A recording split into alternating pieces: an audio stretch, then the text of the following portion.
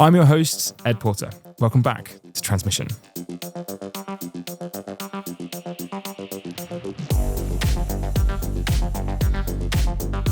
You might think that the grid connection queue in Great Britain is first come, first served. It isn't. Connections reform was meant to bring clarity. Instead, projects that were declared protected and pushed to the front are still missing their connection dates as new issues have arisen with contract disputes. Now, stalling projects, this really matters. It hits what gets built and if we can deliver close to Clean Power 2030. Catherine Cleary, a two-time guest, electrical engineer and grid connection consultant from Roadnight Taylor, has watched that misconception cost developers time and money, and has the insight into what's actually determining who connects and when. If you want to find out more about how grid connections are affecting battery build-out globally, sign up for free to access Modo Energy's AI analyst. Let's jump in. Catherine, welcome back. It's been a year and a half since you were last on Transmission, and we're excited to have you back again to talk about grid connections. Thanks very much for having me, Ed. It's a pleasure to be back. Okay, let's dive straight into it. So what is one thing that people get wrong about the grid connection queue? I think that am I allowed two things You're people allowed, get wrong? you're allowed two things. Okay, so the first one's a really quick one. I think people sometimes think you join a grid connection queue, you submit your application, get an offer, and that's it. And sort of someone else magically takes care of it and your connection gets delivered. And I think that illusion has been shattered over the last couple of years. People get now that what can go wrong with a connection, the sort of the delays, the work involved in actually delivering it. Because people often say, I've got a grid connection. I've got a grid connection. What they mean is I've got an offer. I've got an offer that says in 2033, if a lot of things go right, we'll have something in place. And I get through all of these tests and exactly. I provide the capital, then it can actually happen. So I think kind of oversimplifying it is probably a pretty common error.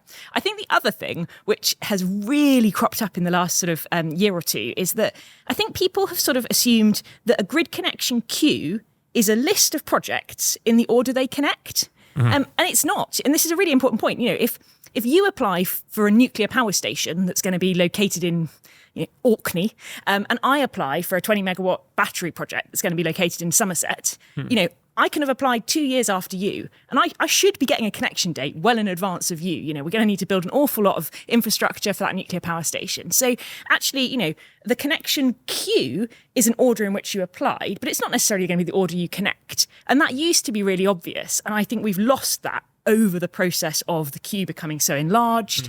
We've got so many people in the queue that actually we've ended up with this quite bizarre scenario where maybe the 20 megawatt battery has to wait for some of the same reinforcements as the nuclear power station. Do you think that's just a British thing? Do you think we're just like we're so embedded? We love the concept of queue so much that we will happily wait behind the nuclear power station until it's our turn. I think there is something in that, and even the phrase "first come, first served," which we use to describe queues, kind of suggests that if I got there first, I'm getting connected queue. First. Wait for me, and that is not technically true. So I think hopefully we'll see as an output of connections reform that beginning to be reflected a bit more, that actually how quickly projects can be accelerated or maybe just not delayed is going to depend on what type of project they are and where they are in the country. And there are some funky loopholes in this, right? So if you have like is it 4.9 megawatts project, you could add that to an existing site and you don't have to kind of go through the very formal part of the queue? So I guess we have a transmission queue, which is what we're really talking about when we're talking about connections reform, the big stuff and the big delays, so,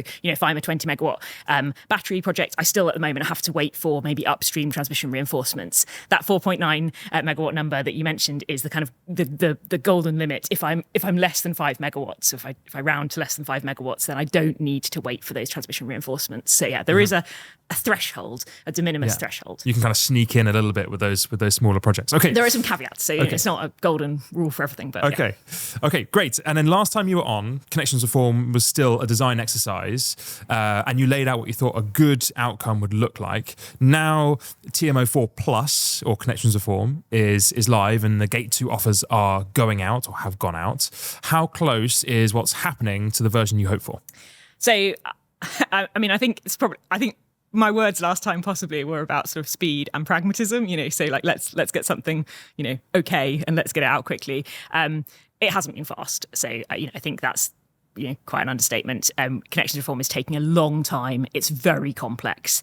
And it's been really, really hard, to be honest, for parties who rely on grid connections, as their kind of route to market. It's been a really, really rough couple of years with a lot of uncertainty, and that uncertainty is still there. So I think, there are definitely huge things that grid reform has achieved, but it hasn't been a kind of panacea, and it's not over yet, so we're still feeling it. So I suppose if you'd asked me that 18 months ago, I think I would have hoped we were out the other side by now. Yeah, so we're not being quite as pragmatic and quick as you'd hope for, but there has been some progress, right? So people are getting offers, like we have moved on to some degree.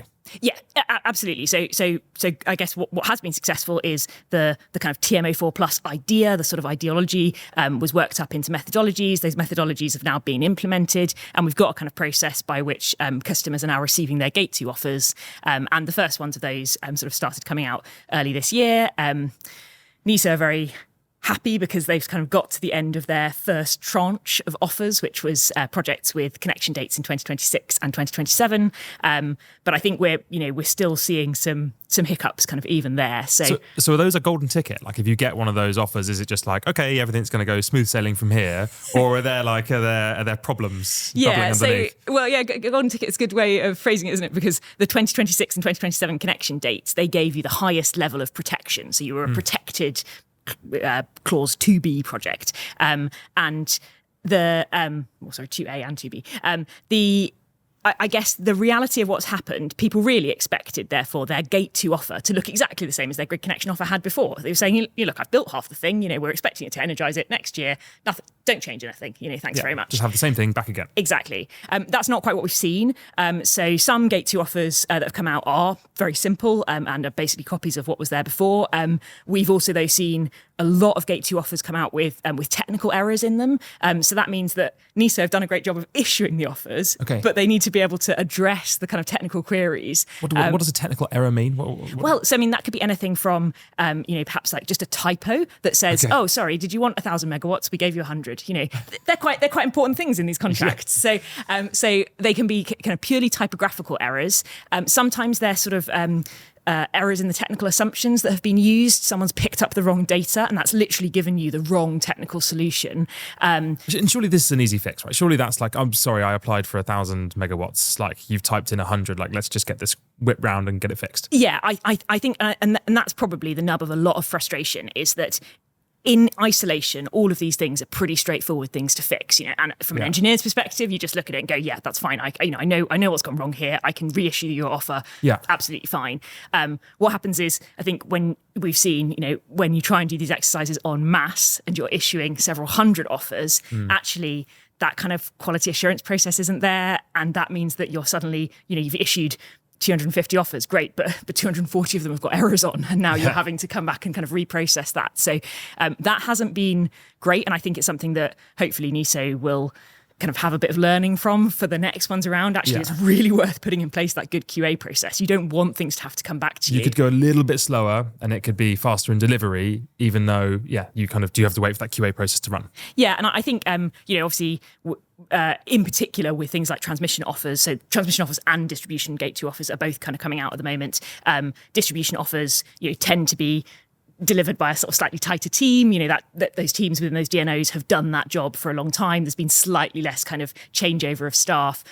Whereas NISO, as a kind of like new organisation, have grown hugely. We've got lots and lots of staff who don't have that kind of deep history and connection. So it's perhaps understandable that there's been a little bit more error-prone kind of contracts that have come out. But I think, resolving those issues quickly, we're still seeing customers, you get 3 months to accept an offer at transmission, but we're seeing most customers who raise these kind of technical queries needing that 3 months to be extended because NISO can't resolve the query within 3 months. And so big picture, right? We're pushing towards Clean Power 2030.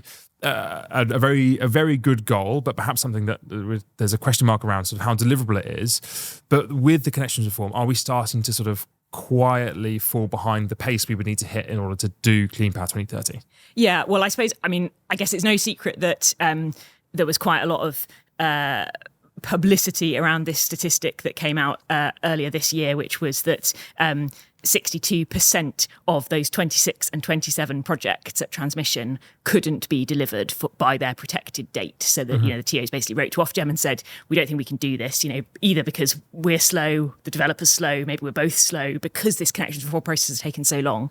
So, I think that should give you an indication. Those are the projects that are the most advanced, and the majority of them are not on track to hit their dates. So, I don't think that's kind of a secret. I think 2030 is a real challenge, and we've allocated these projects to 2030. We've said, you are in the Clean Power 2030 plan, you're strategically aligned.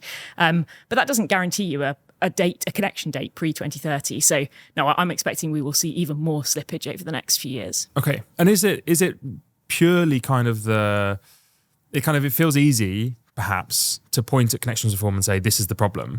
But at the same time, is it also that actually to do the work of Clean Power 2030 and to get this many connections live, just actually, even if it was perfectly organised and perfectly technically planned, we would still really struggle to deliver it because it's a huge amount of work. Yeah, I think that's a really good point. Like, we shouldn't necessarily sort of like point at connections reform and say, well, that's the problem. Actually delivering transmission infrastructure is hard, and it always has been. We've kind of, I guess, grown quite used to needing to kind of proactively manage those sorts of delays. And the delays happen on both sides, don't they? So, you might be that it's a TO struggling to get consent for their overhead line, but it might equally be a generator, who's got loads of opposition to some of their, cabling works or something like that. So I think we're kind of used to that process, and what we're trying to do is, I guess, accelerate those connections against a backdrop of maximum kind of process uncertainty due to connections reform, really high volumes of connections, and probably realistically, increased opposition from things like the planning space and so on. So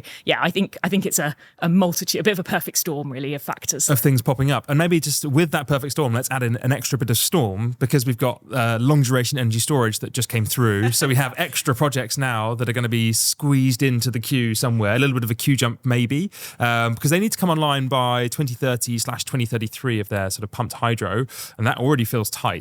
So how does that queue jump work? I think it's really interesting actually, and really naively, I looked at the list of projects, which I mean it's just a minded to position it at the moment, isn't it? From Ofgem's perspective, but that kind of minded to, and my first thought was, well, where are they on a grid? On a grid kind of deliverability readiness level. And actually there's a complete spread. Some of those are gate one projects. They don't have a place in the queue. And that really surprised me. I thought, wouldn't that have been one of the criteria, that you need to show you could deliver grid by 2030? I think we should be really cautious about assuming that we can squeeze projects in or accelerate projects. I think, let's be realistic. We want to try our best to deliver the projects that we've got in the new queue, as close as possible to the dates that they were originally intending to meet, knowing that we're going to slip a bit. But I think the idea of sort of saying, oh, well, let's, chuck some more in, and I'm sure we can deliver those in the next, 2030 is 4 years away. That's not long. but somebody's going to get bumped, right? And they've been in that queue. They were ahead of those projects, and they have to get bumped if you're going to get these projects online by 2030. I mean,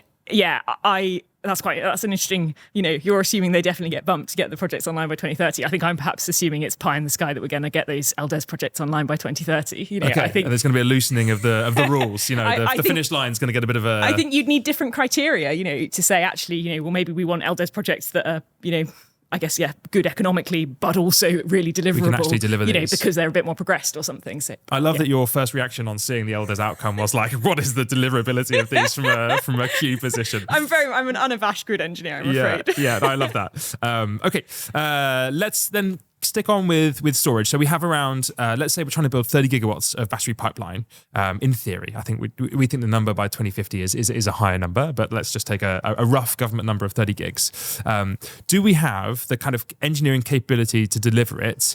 And should we be looking at sort of shortcuts, perhaps, things like bay sharing or other workarounds that would allow us to put battery storage onto other existing connections to sort of buy a bit more headroom to go a bit faster?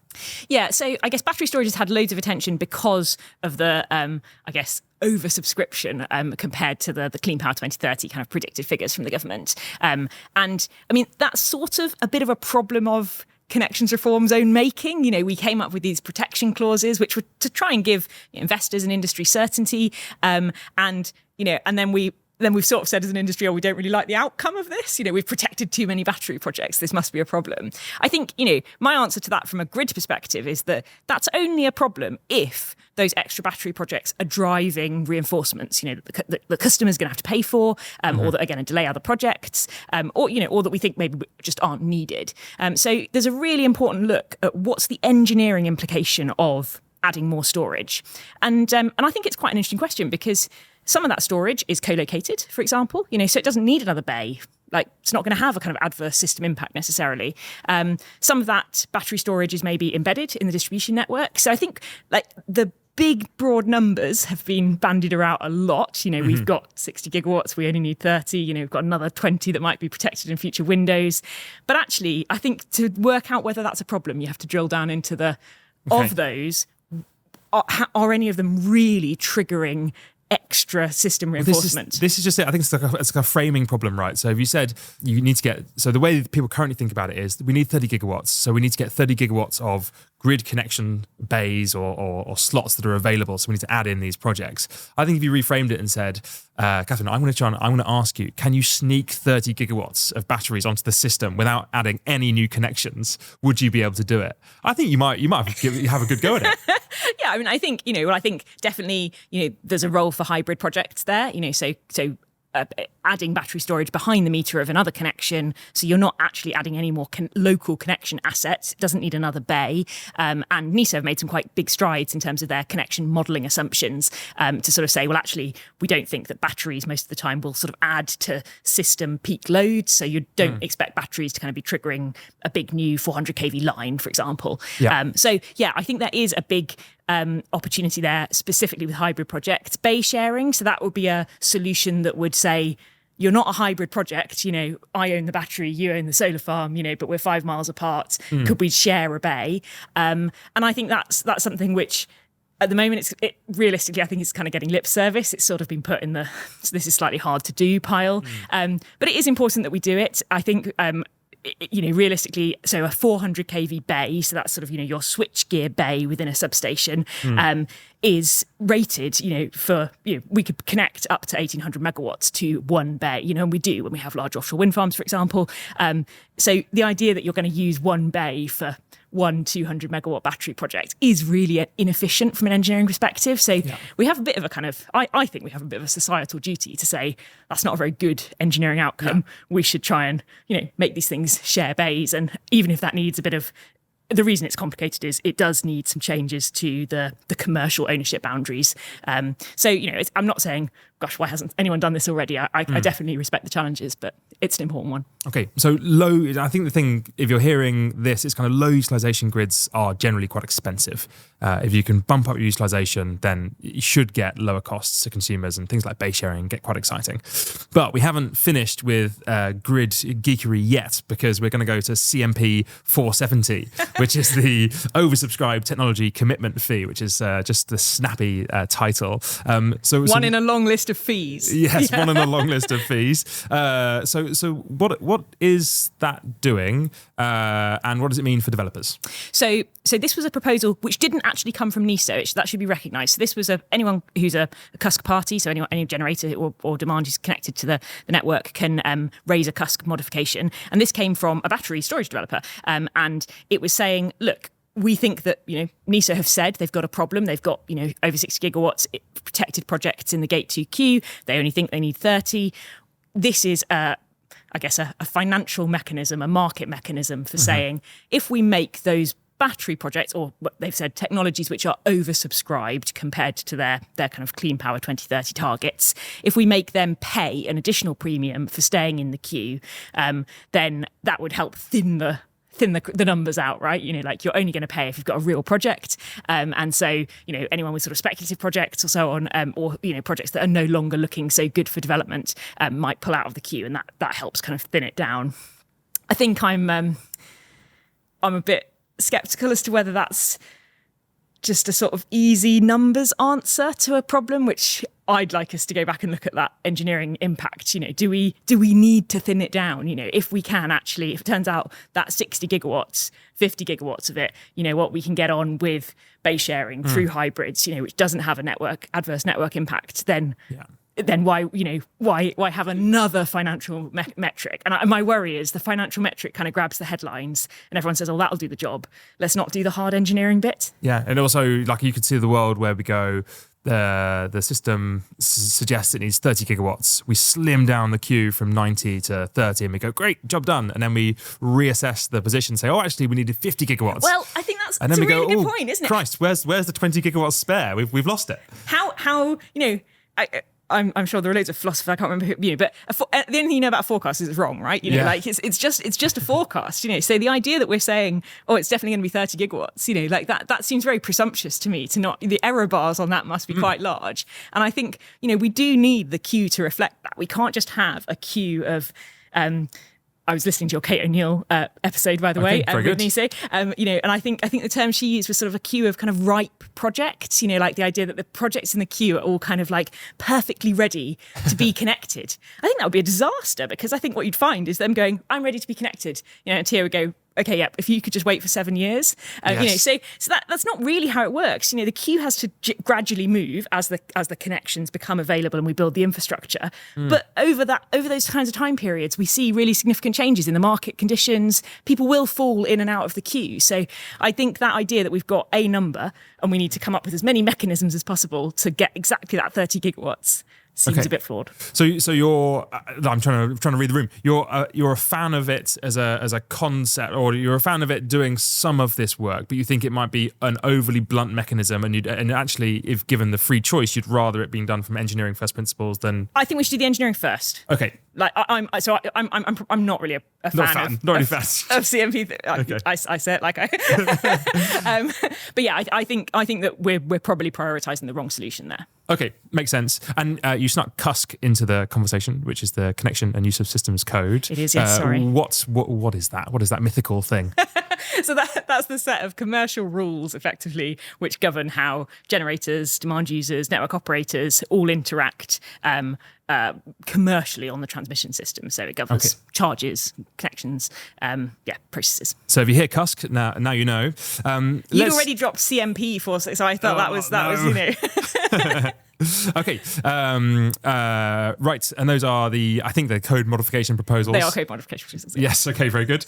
Let's move on. We're going to go on to co-location. So we see co-location a lot in Australia, Germany, Spain, as a way of getting more out of the same connection. And we've touched on this a little bit in base sharing, but it feels like we're not necessarily pushing hard on this. Where do you stand on those co-located projects? Yeah, so co-location has been a bit of a hot topic recently because there was the original TMO4 Plus proposals. I think, it's fair to say, with the benefit of hindsight, had some sort of unintended consequences and potential shortcomings, in particular for hybrid projects. So if you're a hybrid project, so you've got two different technologies, those two technologies were assessed completely independently as to whether or not they were ready and whether or not they were needed. So you could have a solar farm and a battery that were co-located and they were both ready, so you had land rights for both of them. But when they went through the kind of churning the handle, deciding, are they strategically aligned with the Clean Power 2030 plan, maybe it came out that your solar was, but your battery wasn't. And what that means is that you get a gate 2 offer for your solar only. Your battery falls away to gate 1. And that kind of breaks the hybrid model. Lots of people would have been like, well, but the business case for this project relies on there being a solar and a battery. So now I'm a bit stuck. Maybe I'm not even going to develop the solar, because I haven't got an offer for the battery. And we see that in regions like Spain at the moment, where people are looking at solar projects and saying, well, unless I've already committed to this, I'm putting the brakes on this. I don't want it. Unless it's got storage on it, I'm not going for it. And I mean, it sounds a little bit bad, but then you begin to see the actual sort of project specifics. I mean, I think we had one that a colleague mentioned last week, which was a very large scale solar farm and battery. They were going to be DC coupled, so that's where they share the inverters. So it's even more than just your business case relies on the other technology. Your fundamental technical connection arrangement relies on there being two technologies. I think they'd received planning consent for the battery. They'd gone through their kind of DCO process, so quite an involved, significant process. I think they received consent for it a week after the window closed for connections reform. And so needless to say, what ended up happening was they got a Gate 2 offer for the solar and they didn't get a Gate 2 offer for the battery. And you think, well, actually, is that kind of the right outcome? We've got something which is not that battery wouldn't have had a kind of adverse technical impact, because it's sharing the same inverter technology. It doesn't have any kind of additional system impact. So I think there's a lot of legitimate frustration that we've shot ourselves in the foot here, and we've got loads of good hybrid projects that are either half in the queue and half out, or they've just gone, well, I can't deliver under these kind of conditions. There are probably lots of photos that could be taken of sad concrete plinths on solar sites that are ready for a battery at some point in the future. At some point in the future, exactly. I feel like I've heard that expression about 1,000 times. So NESO have kind of heard that criticism, I think, and they have come out with some tweaks to the methodologies. Okay. So I guess that's worth saying. TMA4 Plus was the starting point, but connections reform is evolving. And this kind of process, this enduring grid connection process, is still evolving. And they've sort of said, well, we think we probably need to do something about hybrids. We recognise maybe we didn't get it right the first time around. So what they've proposed is that they will, in future windows, so the next time there is a Gate 2 window, which we're still waiting on that one. They will prioritise a project which is hybrid will be prioritised compared to a sort of standalone project within its own kind of category. So you've got 10 wind farms.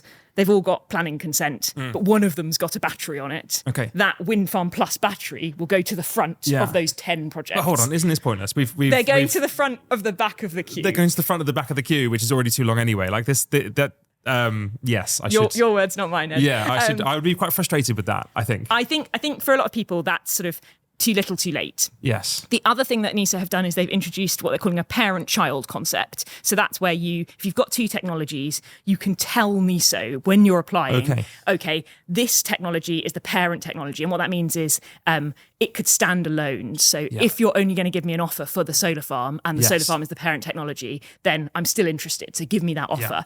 But the battery technology is a child, for example. And therefore, if I'm only going to get an offer for the battery technology, don't bother giving me the offer. It doesn't work commercially. So that's quite a good thing. And they've been quite flexible. They said, look, this is so that you can tell us as much about your kind of commercial viability as you want to. You could have two parents. You could say they could both stand alone, and then let us make the decision. But I think that kind of concept, it's a good one. It's come from developers in the kind of feedback to consultations, but it probably needs a bit more fleshing through and probably a lot of explanation to people. It still feels a bit too late.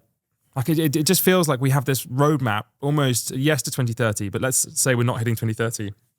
And this ends up being the roadmap to 2035 or 2040, or like quite a long way into the transition. Like the back of the queue is a long way away. And so I think I'd worry about that.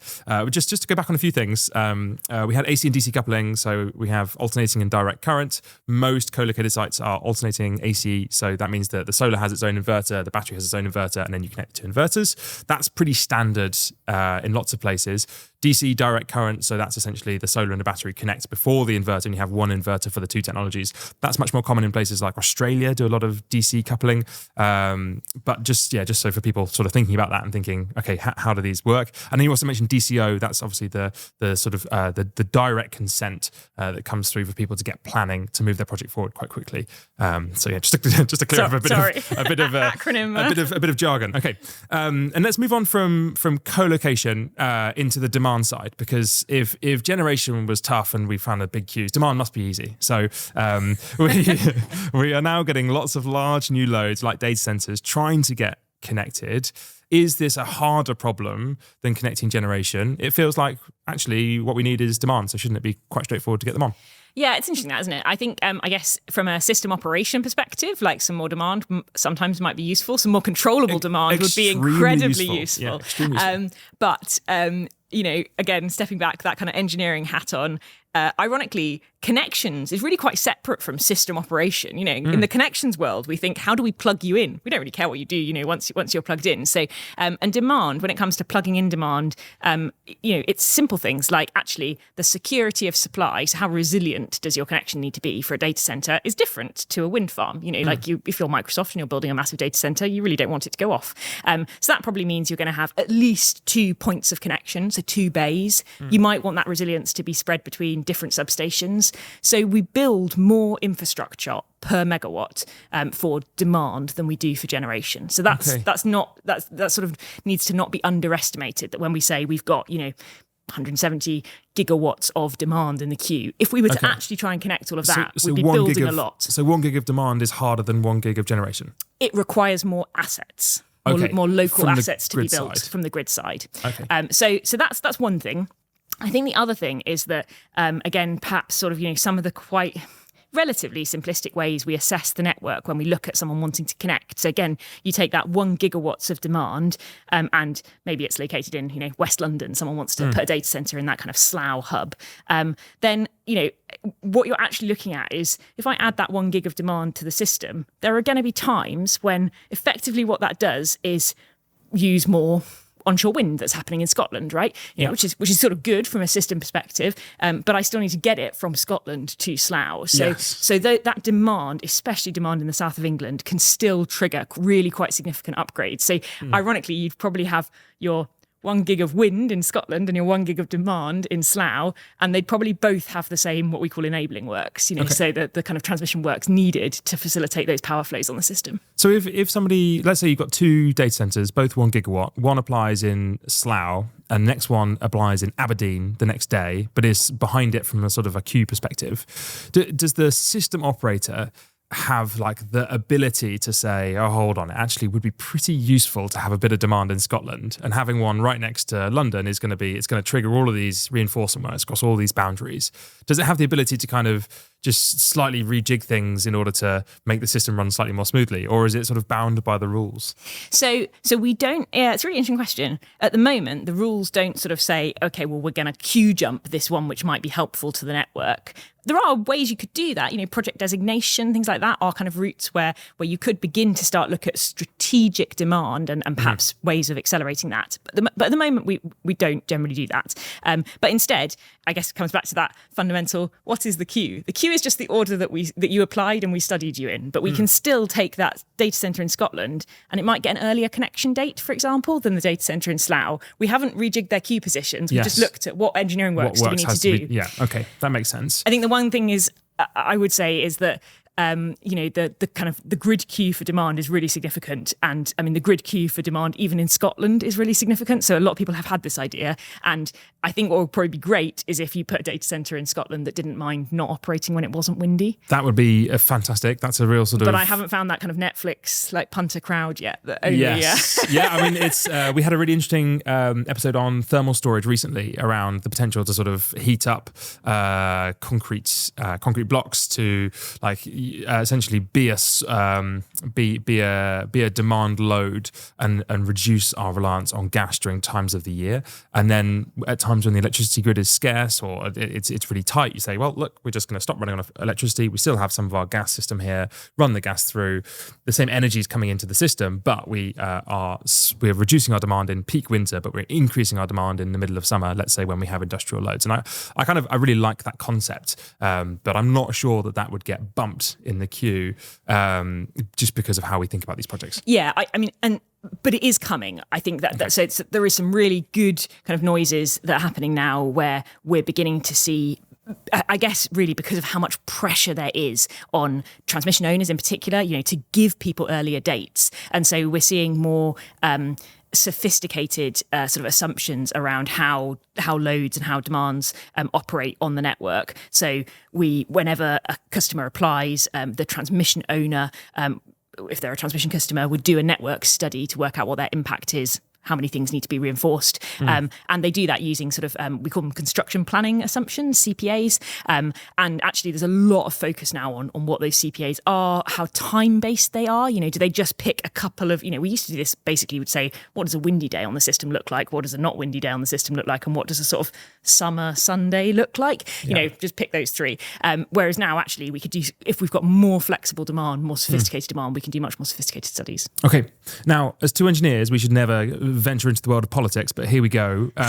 In the demand queue, you have obviously data centers that want to get connected, but you also have these technologies that are of very much sort of public need. And I'm not to say that data centers aren't a public need. Actually, I'm already tripping up over this question. But we have a need for electrifying heat. We have a need for electrifying transport, and we have the need to electrify industry as well. And so you've got these kind of, perhaps let's say we've got 4 things that are all trying to get electrified all at the same time. Should we be thinking about politics and policy in this question, or is it just actually we should just be pure grid engineers and it should just be done that way? Yeah, well, I suppose, I am a pure grid engineer, I suppose, so I'd probably steer away from the politics. But it is, perhaps that's harder to do now. We've got NESO are a whole system energy system operator. So they're already kind of trying to more centrally plan. And they've got things like their strategic spatial energy plan, the regional energy plans. The regional energy spatial plans, Let's go for that. They're RESPs. Yeah, I remember the acronym. So I guess there is far more central planning, and that covers both demand and generation. So absolutely things like electrification of heat, even like lots and lots of house building, for example, transport as well. I think it feels like a big system change to go from, you guys, if you're building a hospital or some houses or a new train network, you come and tell us when you want a grid connection and we'll slot you in the queue, kind of type thing. It feels like quite a big change to go from that to, we think, this rail improvement is more important than that hospital, and all of them are more important than this Microsoft data center. That feels like a very, very sort of... the headline's going to be bad, isn't it? It's going to be, yeah. Data center gets 3 bays for 99.999% availability, yet hospital sits 100th in queue. Yeah, and I think I'd really question the need to do that. So what I would say is a difference is that in the demand space, particularly when it does come to things like perhaps more sort of like societal needs like hospitals and so on, you don't tend to get the same amount of kind of gamification or speculative development. I've never known an NHS trust think, we'll stick in 10 grid applications and we'll flog them off to someone if we decide not to develop. That doesn't, as far as I'm aware, that doesn't happen. And so I think, the response that we need is different as well. I think we can hopefully let those demand projects sort of come along when they are ready, rather than requiring a top-down system approach. The data centers, I think, are where we've seen much more of that sort of speculative behaviour. And therefore, there are some proposals to look specifically at data centers and perhaps ways to raise the bar for entry into the queue so that we don't end up with, them sort of pushing out that hospital that really needs it. Okay. So let's finish off with 2 more practical questions. So getting these projects online, it always used to be the case that the transmission transformer was the hardest thing to get your hands on, and was going to be, people would talk about sort of the longest pole in the tent, so the thing that's going to take the longest to do. Is that still the case? Do you still see that problem coming through? I mean, lead times for key, like very large scale plant equipment are still very long, and that's a worldwide constraint, right? So it's not just a UK market that we're struggling with. I'm not convinced that those have necessarily relaxed, but I think potentially they have stopped being the critical path, that longest pole in the tent, because we've started to see some other real challenges. I think the 2 I would highlight are, one of them, as sad as it is literally the contractual side, just getting offers signed. We're seeing those kind of projects in the really near term have got 2026 or 2027 connection dates. Yeah. They've got queries on their offers, those typos we talked about, or maybe more fundamental issues. And, and they're really not being able to get over that final line. Maybe they're most of the way through construction, but they're not actually going to be allowed to operate. They're not going to be able to go through the compliance process, for example, unless they've got a grid agreement which has their tech right, it's their transmission capacity. So, it sounds small, but it's happening to real projects. So we're seeing, I've got a couple of 2026 projects on my desk at the moment who don't have a gate 2 offer yet. They're pretty close to being energized, but they still don't have it. And it's really bumpy, right? Because if you miss your window, the team that are doing that work, they might be on other projects for the next 2 months. And so you might miss it by a day, but you might end up 2 months further back. Yeah, I mean, this stuff was already quite hard. Definitely, I think, anyone who's been involved in sort of commissioning the grid compliance of large scale transmission projects, be they batteries or other technologies, will be aware of how stressful that is, and you really are kind of day to day trying to manage that. So if you add in contractual uncertainty, which we have done over the last year, suddenly you can have done the most amazing job on procurement and you're still actually going to be delayed by some pretty frustrating paperwork. So that's one thing. I think the other thing which has changed is, we are seeing more and more delays on transmission owners themselves delivering reinforcement works. And sometimes, unfortunately, that's, that news might be communicated quite late to a customer. So people sort of upstream of exactly the project. Yeah, so the project's done a good job. They've got their transformer in place, for example. But perhaps the transmission owner says, oh, actually, there was a reinforcement work that maybe we thought we'd done a couple of years ago, and it turns out we didn't actually do it. So we need to go back and do that now. Or, and so those are kind of real examples of projects, sort of that are meant to be connecting now and that are delayed. Incredibly frustrating, I imagine, for those projects. And one natural response to that might be, well, look, rather than relying on the current transmission owner, I'd rather get an independent transmission owner to do this. So I'd like to have my own sort of responsibility for this. Are we making headway on allowing sort of independent transmission owners? Yeah, actually, and so there is quite a lot of headway on this, and I think it's sprung from two different places. Yes, probably a little bit of frustration, perhaps, with some of the current processes and that lack of control. Also, definitely from a new type of customer. So these data centers, for example, they're much more constrained in, at the moment, what they can deliver themselves. So just for people's understanding, a generator at the moment in the UK tends to, especially in England and Wales, they tend to build back to the grid substation. So if they're given a point of connection at a particular substation, they would build their own sort of substation on their site. They'd cable back to that NGET substation, and they would even populate the kind of switchgear at that substation. So actually they're delivering a lot of the local works themselves, and they own and operate those assets as part of their business. If you're a demand customer, because of the way the electricity sort of licensing works, you're not allowed to own what we call high voltage transmission assets, so like 400 kV assets, for example. And so it works slightly differently, and the transmission owner builds out to you. And now you really need to be worried about whether or not that transmission owner is, taking the right procurement actions. They're doing it. Are they designing it the way you'd want it to be designed? So you've got that kind of new emerging, you've got that new kind of demand customer base that's saying, actually, we want We'd control like of the stuff. The generators do it. Why can't we? Yeah, I mean, that feels perfectly fair. So interesting to see that's moving forward, and we're starting to see sort of ITOs potentially coming forward. Yeah, so we've had within the last couple of weeks, we've had a letter out from Ofgem, this is a publication that's effectively kind of setting a direction of travel, suggesting that they, specifically to facilitate demand, they would like to potentially enable an independent transmission owner regime. There are some other routes that could enable the same thing. We could, the reason that generators can do it, they don't have a generator ITO. They just have effectively within the kind of generation licensing, they have the ability to own some of these assets. So we could look at things like the licensing, and there are class exemptions and stuff. So there's a few different work streams. Okay, there's a whole world we can get into. This could be at least 2 hours. But what we're going to do is we're going to draw it to a close with a final question, which is, what is a contrarian view that you hold about energy? Well, I think now maybe it's not that contrarian anymore. Now I think we've worked through I suppose for a grid engineer, I'm going to say what I didn't think I would say, for the last sort of 15 years of my career, which is that I think we're at risk of building too much grid, too much underutilized grid.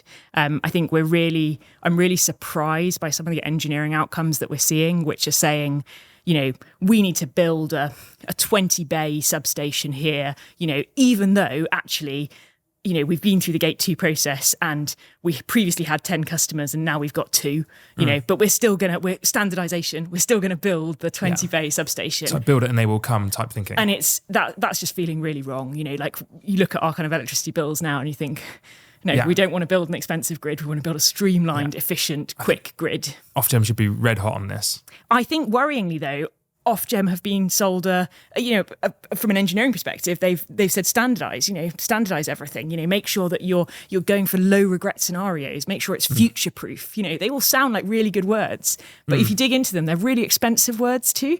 And I think that kind of, we need to be a bit more agile. What I'm seeing at the moment is that we are still seeing designs for things like substations, especially at transmission, which are reflective of the pre-connections reform queue, and they haven't moved at pace to go, actually, we might be making an expensive mistake here or building a white elephant. So, yeah. I'm going to give you lots of points for your answer. I'm going to subtract some of those points. I'm not sure it's contrarian hugely. I think a lot of people are starting to think it, but I really like it. I spent at least 14 years saying we need to build far more grid, Ed. Yeah. Well, look, you got points. You should be happy with points. Well, Catherine, all that's left me to say is thank you very much for coming on again. It has been another sort of tour de force on what's going on the connections world. So thank you for your time. Oh, no, thank you very much, Ed, for having me.